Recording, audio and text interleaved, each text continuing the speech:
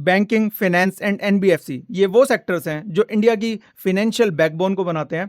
तो इस सेक्टर के बारे में हम सब कुछ जानेंगे हिंदी में, बिल्कुल लेमन टर्म्स के अंदर आसानी से। इस सेशन के बाद आपको ये समझ आएगा कि बैंकिंग सेक्टर किस तरीके से ऑपरेट करता है, एनबीएफसी सेक्टर किस तरीके से ऑपरेट करता है, और डिफरेंट स्टॉक्स जो हमारे मिड कैप, लार्ज कैप और स्मॉल कैप के अंदर हैं इस सेक्टर के अंदर। तो ये सारी बात हम डिस्कस करेंगे। तो अब बात करते हैं कि how Indian lenders turn deposit into profit. क्योंकि जो इंडियन लेंडर्स हैं, लेंडर्स मतलब जो हमारी बैंकिंग एंड फाइनेंस के कंपनीज हैं जो लोन देती हैं किसी को, दीज आर द लेंडर्स। तो वो उस मनी को प्रॉफिट के अंदर कैसे कन्वर्ट करती हैं। तो basically what is their business like. तो बैंक एंड एनबीएफसी एक मिडल मैन की तरह काम करते हैं। तो वो क्या करते हैं कि आप लोग से डिपॉजिट लेते हैं, ठीक है, आप डिपॉजिट करते हैं बैंक के अंदर 4, 5, 6% के ऊपर आप डिपॉजिट करते हैं, और वो फिर उसको लेंड करते हैं। तो अगर आप होम लोन लेने जाएंगे तो आपको 8 या 10% पे मिलेगा। व्हीकल लोन लेने जाएंगे वो आपको 12 या 14% पर मिलेगा। तो उस लोन को वो एक्स्ट्रा इंटरेस्ट के अंदर दे रहे हैं, और जो वो पैसा ले रहे हैं लोन देने के लिए, वो ले रहे हैं वो 4, 5, 6, 7% के ऊपर वो डिपॉजिट्स ले रहे हैं। सो फर्स्ट पॉइंट क्लियर हो गया। Second point, banks are regulated by RBI. तो वो बैंक पब्लिक से डिपॉजिट ले सकते हैं, ठीक है, लेकिन जो एनबीएफसी कंपनीज हैं वो पब्लिक से डिपॉजिट नहीं ले सकती। उन्हें कई तरीके से, अलग तरीके से अपने फंड्स को जुगाड़ना पड़ता है तो कभी कभी वो बैंक से लेते हैं, कभी वो सर्टिफिकेट ऑफ डिपॉजिट्स, ये अलग अलग तरह के इंस्ट्रूमेंट होते हैं, फाइनेंशियल इंस्ट्रूमेंट, एक तरीके से वो बॉन्ड होते हैं, तो अलग अलग तरीके के बॉन्ड रेज करते हैं जिसके ऊपर वो 8-10% अपना इंटरेस्ट रेट लोगों को देते हैं, और जो वो लैंड करते हैं वो 14%, 15% या 20% तक भी लोन करते हैं। सो इस तरीके से बेसिकली वो business in a nutshell business runs. कम ब्याज पर पैसा लिया और ज्यादा ब्याज पर उसको लैंड कर दिया, यही बिजनेस है। सो जो मनी उनकी आती कहाँ से है, नेट इंटरेस्ट इनकम हमने एक ऑलरेडी बता दिया है कि अगर 14% पे वो लोन दे रहे हैं और 6% पर ले रहे हैं, तो ये 8% का जो डिफरेंस है उसी को हम नेट इंटरेस्ट इनकम कहते हैं। सेकंड है फीस इनकम। तो आप बैंक के अंदर जाते हैं, कई तरह की वो फीस अप्लाई करते हैं, क्रेडिट कार्ड की फीस हो गई या फिर प्रोसेसिंग फी हो गई, उससे उनकी फी इनकम आती है। उसके अलावा ट्रेजरी एंड अदर इनकम होती हैं। तो लैंड बैंक को अपना कुछ ना कुछ मनी आरबीआई के पास लैंड करना पड़ता है एज सिक्योरिटीज। तो उसके ऊपर उन्हें कुछ ना कुछ 5-6%, कुछ सिक्योरिटीज होती हैं जिनके ऊपर उन्हें कुछ नहीं मिलता, कुछ सिक्योरिटीज होती हैं जिनके ऊपर उन्हें कुछ इंटरेस्ट रेट भी मिलता है, कुछ ओवरनाइट डिपॉजिट फैसिलिटी भी होती हैं। सो उन ओवरनाइट डिपॉजिट फैसिलिटी के अंदर भी people from the bank, not people from the bank but bank itself gets some interest. तो मनी जो आती है वो जाती कहाँ पर है, one is cost of fund. तो एक चीज है कि जो कॉस्ट ऑफ फंड होता क्या है, interest paid to the depositors and lenders. So this is the biggest cost line for the banks. तो अगर आपने डिपॉजिट किया है पैसा, तो आपको वो एडिशनल जो आपको इंटरेस्ट दे रहा है 4-5%, वो तो जो है वो बैंक के लिए इज अ कॉस्ट, राइट। सो वो कॉस्ट ऑफ फंड है। तो मनी की जो बैंक के पास जो मनी आती है, एक तो कॉस्ट ऑफ फंड के अंदर चली गई, सेकंड प्रोविजंस के अंदर चला जाता है, क्योंकि बैंक को अगर वो 100 रुपीज़ लैंड कर रहा है तो हमेशा 100 रुपीज़ नहीं मिलते, एनपीएस जरूर होते हैं। एनपीएस मतलब नॉन परफॉर्मिंग एसेट। कुछ लोग लोन वापस नहीं चुका पाते तो वो बैड लोन के अंदर चले जाते हैं, and that is the provision और credit cost you can say. Third is the operating expense. तो वो अपनी एटीएम्स, ब्रांचेस एक्सेट्रा एक्सेट्रा इन सबको अगर चला रहे हैं, then that also cost money. सबसे बड़ी बात, डेंजर्स क्या है बैंकिंग सिस्टम के अंदर, इस बात को समझते हैं। पहला है नॉन परफॉर्मिंग एसेट्स, मतलब कोई लोन आपने दिया और वो वापस नहीं चुकाया गया कस्टमर द्वारा।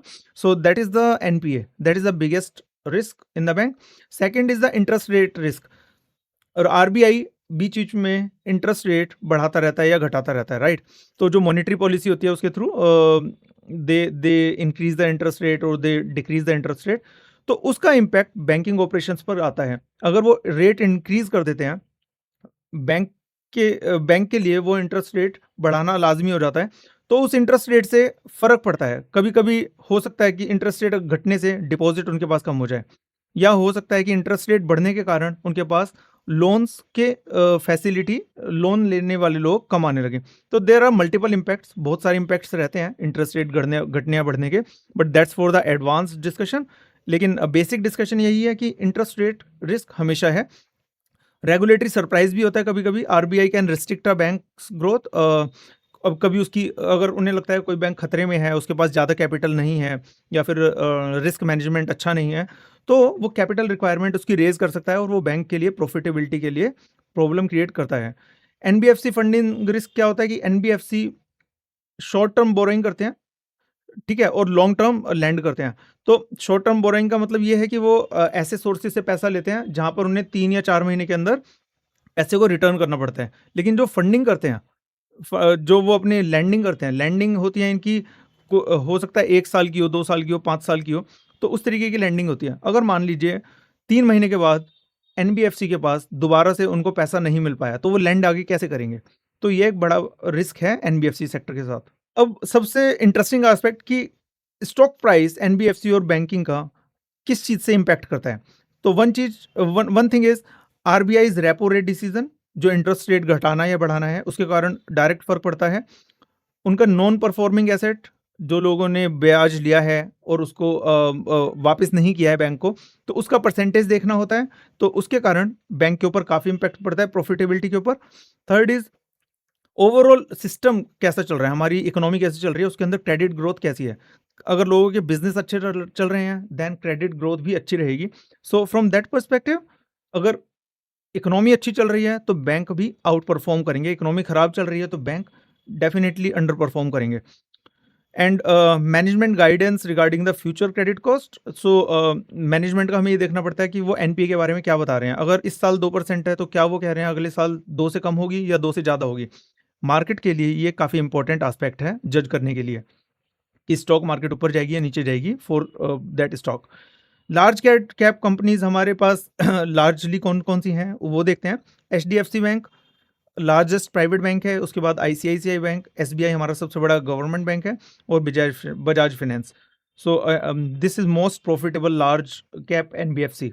मिड कैप के अंदर हमारे पास आते हैं Kotak Mahindra, IndusInd, Shriram Finance and Cholamandalam investment and finance. So Cholamandalam vehicle and SME focused NBFC के अंदर है। श्रीराम फाइनेंस कमर्शियल व्हीकल्स को, ट्रांसपोर्ट एंड ट्रांसपोर्टेशन सेक्टर को लोन्स देते हैं। And moving to small cap के अंदर AU Small Finance, Aavas financiers and then 5 star and credit Suisse. So these are the key banks. So आपको 3 चीज़ें रिमेंबर करनी है, 3 चीज़ ध्यान रखनी है। How a bank makes money, basically it is the net interest income, right, जो हमने cover किया था। सबसे बड़ा रिस्क है एनपीएस का, सबसे बड़ा रिस्क होता है। एंड आरबीआई की जब पॉलिसी होती है तो उसके अंदर आपको रेपो रेट देखनी चाहिए, जिससे कि बैंकिंग सेक्टर के स्टॉक्स का आप आइडिया लगा सकें कि क्या होने वाला है। We are going to create lot of videos for different sectors as well, so keep watching. Thank you.